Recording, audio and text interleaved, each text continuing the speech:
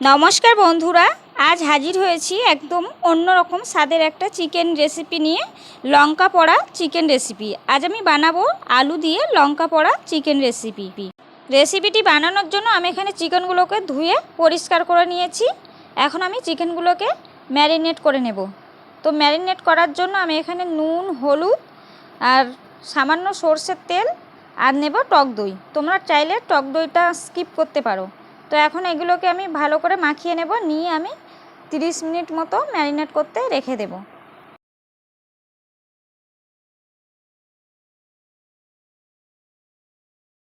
লঙ্কা পোড়া চিকেন বানানোর জন্য এখানে মূল উপকরণ হচ্ছে লঙ্কা পোড়া। তো আমি 4টে লঙ্কা, এখানে শুকনো লঙ্কা গ্যাসে পুড়িয়ে নিয়েছি, আর 1.5খানা মতো টমেটো আমি সিদ্ধ করে নিয়েছি। এখন আমি লঙ্কা আর টমেটোটা পেস্ট করে নেব, আর আলুটা কেটে ধুয়ে পরিষ্কার করে নিয়েছি।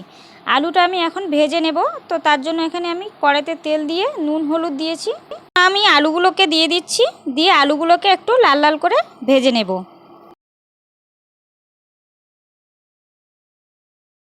আলুটা আমি ভেজে তুলে নিয়েছি, আর কিছুটা পরিমাণ তেল থেকে গেছে। এই তেলেই আমি রান্নাটা করব। তো দিয়ে দিচ্ছি এখন তেজপাতা, আর দিয়ে দেবো গোটা দারচিনি, লবঙ্গ, এলাচ আর সামান্য একটু জিরে দিয়ে এটাকে একটু নাড়াচাড়া করে নেব সুন্দর গন্ধ বেরোনো পর্যন্ত। তো সুন্দর গন্ধ বেরিয়ে গেছে। এখন আমি দিয়ে দিচ্ছি একটা টুকরো করে রাখা পেঁয়াজ, এটাকে আমি ভেজে নেব। তো পেঁয়াজটা আমার হালকা লাল লাল হয়ে গেছে, অনেকটাই নরম হয়ে গেছে। এখন আমি দিয়ে দিচ্ছি পেস্ট করে রাখা আদা, রসুন আর পেঁয়াজ। এটা দিয়ে 2 মিনিট মতো একটু নাড়াচাড়া করে নেব কাঁচা গন্ধটা চলে যাওয়া পর্যন্ত। তো কাঁচা গন্ধ চলে গেছে, 2 মিনিট মতো একটু নাড়াচাড়া করে নিয়েছি। এখন আমি এর মধ্যে দিয়ে দিচ্ছি গুঁড়ো মশলা, ধনে গুঁড়ো, জিরে গুঁড়ো, হলুদ গুঁড়ো, নুন আর শুকনো লঙ্কার গুঁড়ো সামান্য আমি দেব, আর দিয়ে দেব সামান্য জল। দিয়ে আমি মশলাটাকে পুরোপুরি তেল ছাড়া পর্যন্ত কষিয়ে নেব। মশলা আমার কষানো হয়ে গেছে, মশলা থেকে তেল ছেড়ে গেছে। এখন আমি এর মধ্যে দিয়ে দেব ম্যারিনেট করে রাখা মাংসগুলো। 2 মিনিট একটু ভালো করে আমি মাংসটাকে মশলার সাথে মাখিয়ে নেব। 3-4 মিনিট মতো আমি মাংসটা ঢাকা দিয়ে রেখেছিলাম, অনেকটাই জল বেরিয়ে গেছে। এখন আমি ভেজে রাখা আলুগুলো দিয়ে দিচ্ছি, দিয়ে আমি এটাকে ঢাকা দিয়ে 7-8 মিনিট মতো কষিয়ে নেব। 7-8 মিনিট মতো আমি মাংসটা কষিয়ে নিয়েছি। মাংস থেকে প্রায় অনেকটাই জল আর তেল ছেড়ে গেছে। এখন আমি দিয়ে দিচ্ছি পেস্ট করে রাখা সিদ্ধ টমেটোটা।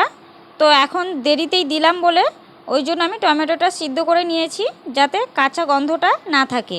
তো এখন আমি আরও 7-8 মিনিট মতো কষিয়ে নিয়েছি, অনেকটাই তেল ছেড়ে গেছে মাংস থেকে। এখন আমি এর মধ্যে দিয়ে দিচ্ছি পুড়িয়ে রাখা যে শুকনো লঙ্কাগুলো পুড়িয়ে রেখেছিলাম, সেগুলো পেস্ট করে নিয়েছি একটু জল দিয়ে। তো সেটা আমি এখন দিয়ে দিচ্ছি। এটা দেওয়ার পরে আমি আরও 3-4 মিনিট ভালো করে মাংসটাকে কষিয়ে নেব। তো আরও কিছুক্ষণ আমি মাংসটা কষিয়ে নিয়েছি, পুরোপুরি তেল ছেড়ে গেছে, আর দেখো কত সুন্দর একটা কালার চলে এসছে।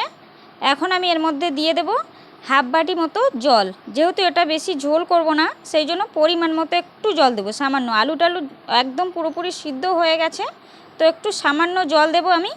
আর লঙ্কাটা তোমরা তোমাদের পরিমাণ মতো দেবে, যে যেমন ঝাল খাও। এখন ঢাকা দিয়ে 5-6 মিনিট রান্না করে নেব। চিকেনটা আমার পুরোপুরি রেডি হয়ে গেছে।